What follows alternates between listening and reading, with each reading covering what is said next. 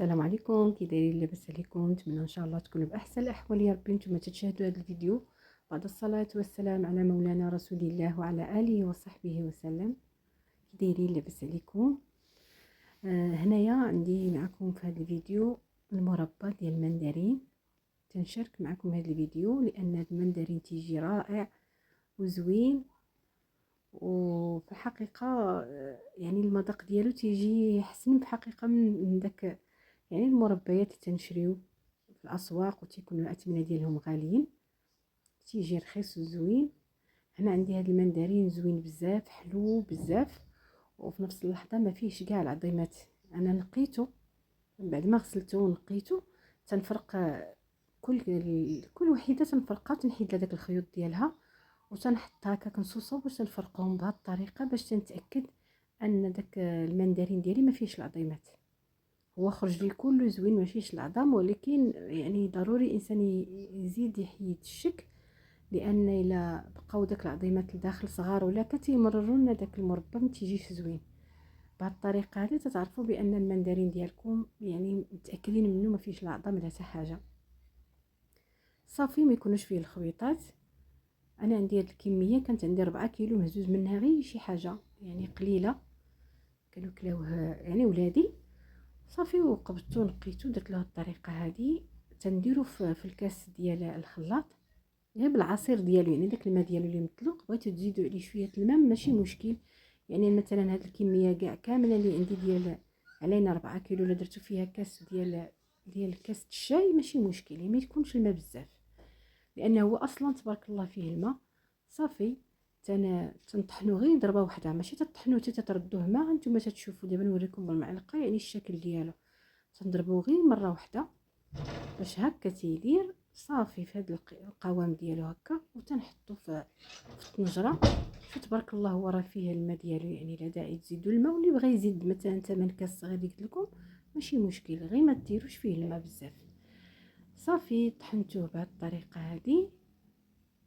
يعني هانتوما غادي تشوفوا في الخلاط تنضرب غير شويه وتنحبس، يعني هي ضربه واحده غير باش يساعدني ان يعني يجيني في الطياب ديالو زوين. انا ما تنبغيش تطيب الحاجه وعاد تطحن، ما عنديش مع داك الشكل. انا تيعجبني ديما المربيات اللي تيكونوا بحال هكا التفاح ولا تنطحنهم في الاول وتنردهم يطيبوا، يعني لان داك السكر ملي تديروا معاهم تيزيد يعسلو تيجيبو زوين، وحتى الطياب ديالو تيجي زوين بحال اللي تيتباع، يعني ما تيجيش فيه الخيوط ولا. المهم نتوما شفتوا في المقدمه ديال الفيديو كي داير المربى ديالو شحال زوين، حتى في المذاق ديالو لا في الشكل ولا في المذاق جا رائع، اللي ذاقو تيعجبو. المهم هنايا في القياس ديال السكر راه معروف، كل كيلو ديال اي فاكهه تنديرو فيها نص كيلو. انا واخا هكاك ما درتش داك العبار لان كان عندي المندرين حلو تبارك الله بزاف. صافي درت غير شي كيلو وربع هكا في داك الكميه اللي كانت عندي ديال المندرين. هنا انا وجدت هادشي في الليل لانني الصباح غادي نطيبو، واللي سكداتو في الصباح طيبو يعني في الليل من الاحسن. يعني تخليو داك السكر مع، انا تنوريكم الكميه. انا درت 8 كيلو في هاد الكميه كامله. المهم كل وحده على حسب نوع المندرين والمذاق ديالو واش حلو ولا حامض ولا. انا قلت لكم هذا عندي كان حلو بزاف وزوين وما فيه لا عظم لا والو. المهم صافي تنخلطو هكا وغادي نغطيه ونخليه. يعني من الاحسن يتترك على الاقل واحد 6 سوايع ولا 7 سوايع باش داك العصير مع داك السكر تيذوبوا وتيزيد ملي تردوه يطيب، يعني تيسهل عليكم الطياب وما تيتحرقش داك السكر وما تيبقاش في الجناب ديال المربى، يعني تيجي المربى زوين بزاف بزاف.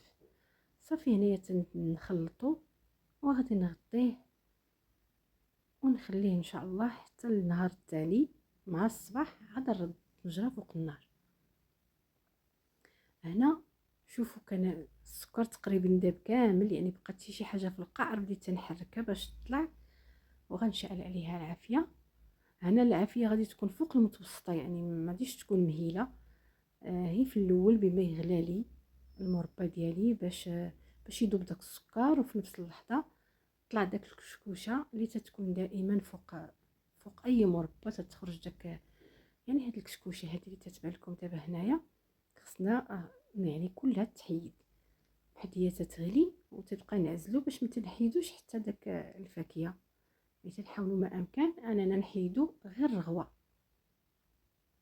صافي. ما تتجمع تنجمعها كامله ونحيدها، ومره مره تنخلط النجره ديالي باش داك الفاكهه كلها يعني المندرين كلها يعني داك المربى يتخلط مع بعضياتو باش عاد تعزل لي عاوتاني داك الكشكوشه ونحيدها.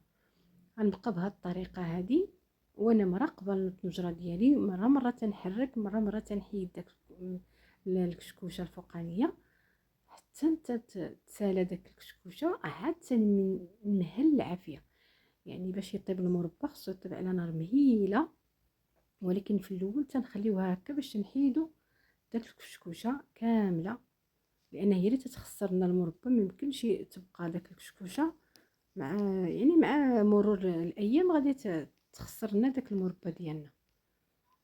صافي هكا تنعزلها من الجناب، حيدها كامله وما تنخليش يعني ما تنخليش المندرين ديالي تا هو نحيدو، لا تنحيد غير من الفوق باش نعزل. مره نعاود نخلط باش يعاود ينسجم داك المربى مع بعضياتو.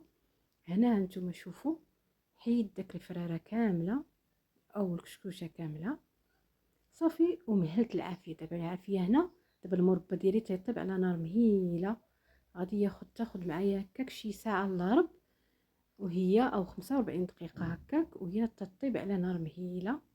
وخلاص ما تنغفلوش، مره تنحركو حتى تيعطينا او تيبان لنا داك المربى ديالنا بدا تيتقال، يعني صافي تيتبخر داك الماء، يعني داك الماء السائل الزايد فيه، وتنضيف عليه داك الحامضه اللي عصرت. ضروري واحد الحامضه غادي نعصرها وغنخليها حتى تتبقى واحد 8 دقائق ولا هكا باش نطفي عليها. تنضيف داك العصير ونخليه تيزيد تيغلى داك المربى ديالي حتى تيعطيني هاد اللمعان وهاد اللون، يعني داك اللون الذهبي الزوين وداك اللمعان ديال المربى. سبحان الله داك الحامضه اللي تنديرها او عصير الحامض يعطينا واحد اللون زوين وتيعطينا البريو لداك المربى ديالنا. صافي هنايا هزيت واحد المعلقه، شت بان يعني مازال سخونه ومع ذلك هو خاتر، قلت صافي بركه عليه غنطفي عليه. وهنا كنت القريعات ديالي معقماهم كما العاده. ضروري التصبير باش تبقى الحاجه يعني عندك مده طويله، يعني ما يمكنش ناكلوا هذه الكميه كلها في دقه واحده. داكشي باش تنصبروا باش يبقى عندي في الخزين ديالي حتى نعاود نبغي، لان عندي انواع المربيات فوق ما نتشهى. مثلا هاد المربى ديال المندرين نجبدو، عندي قريعات ديال انواع اخرين المربيات. داكشي علاش ضروري التصبير وضروري باش يبقى عندك في الخزين ديالك الانواع ديال المربيات فوق ما تحتاجيهم تلقايهم. صافي هنا وصلت معكم لنهايه الفيديو. هو الشكل ديالو كي داير خاتر وزوين، اللون ديالو مذهب غزال. نتمنى ان شاء الله يعجبكم وتجربوه بهذه الطريقه البسيطه ديالي، وتنقول لكم مع السلامه الى فيديو قادم ان شاء الله.